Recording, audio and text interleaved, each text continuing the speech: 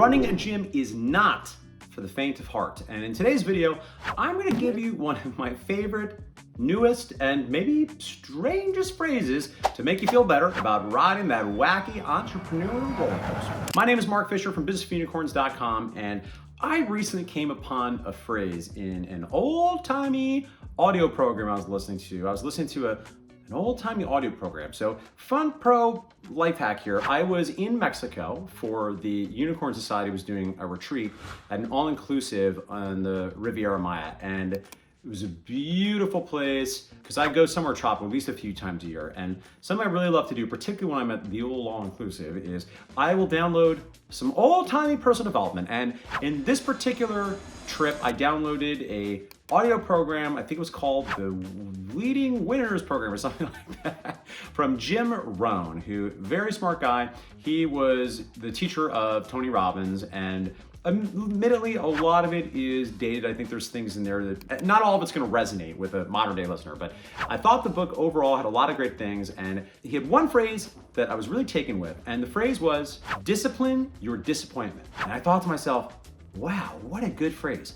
Because here's the thing, when you run a business, things are gonna go wrong. Things are going to disappoint you. Now, most people have a hard time accepting this and in fact, expecting that this is gonna happen. And there's a good reason for this. So anybody that studies the brain has probably heard of something called planning fallacy. So planning fallacy is one of the many known cognitive biases where your brain tricks you. And basically, your brain makes you think that it's not gonna be that hard. Everything's gonna go great. And this is why we have unrealistic expectations oftentimes for how long it takes to be successful. We have unrealistic expectations for how easy things are gonna be. And this serves a very good purpose because honestly, if most of us really knew how hard it was gonna be to do a thing, well, we probably wouldn't open up training gyms. We probably wouldn't have a baby. We might not get married. And we certainly wouldn't renovate our kitchens. And think about that. A world with old, dated kitchens. So while planning fallacy does serve its place, as we become mature owners of our business, we have to discipline our disappointment. We have to expect that things are gonna go wrong. Now, to be clear, this isn't a suggestion to be cynical. It's not to expect the worst of people. It's not to get paranoid, but it is to say that you should expect that your trainers will violate the SOPs. And if you want some help getting them to do the right thing, check out my video on my simplest 3-part management tool. Now, violating SOPs is one thing, but real talk, you know what else is gonna happen? You're likely gonna have some trainers steal clients. Overall, I do think if you develop really good relationships with your employees, with your team, you are less likely to have some of these challenges happen. But at the end of the day, if you have enough team members over time, you're gonna see some wacky things happen. You can't avoid it completely. You're also gonna have the most brilliant marketing initiative anyone's ever come up with. And guess what's gonna happen? You're gonna launch it, and you know what the response is gonna be? A big, wet fart. A disgusting, flatulent fart, right? Okay, we're getting a little too into the fart stuff. I'm gonna pull it back here. But sometimes it's just not gonna go well.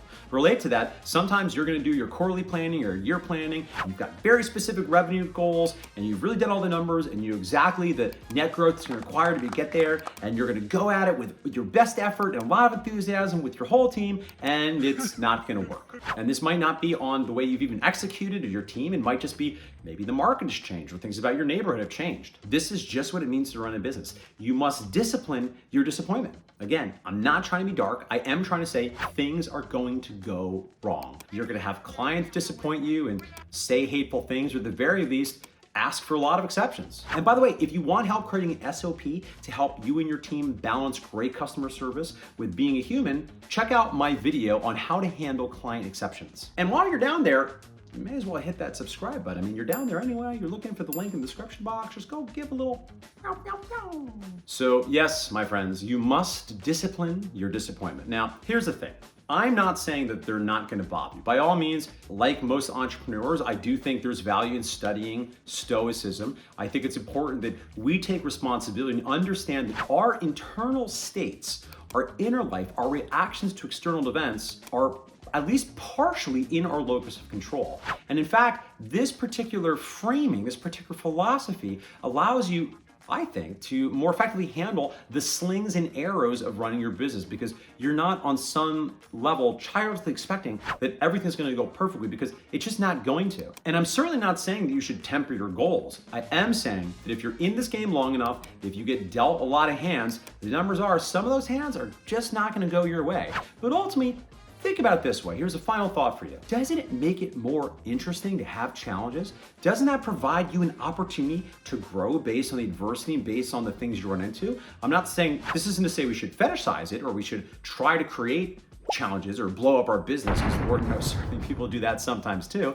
It is to say that ultimately you can't write an amazing book about the story of your business and your career as an entrepreneur if you didn't face some challenges. And I got really good news for you.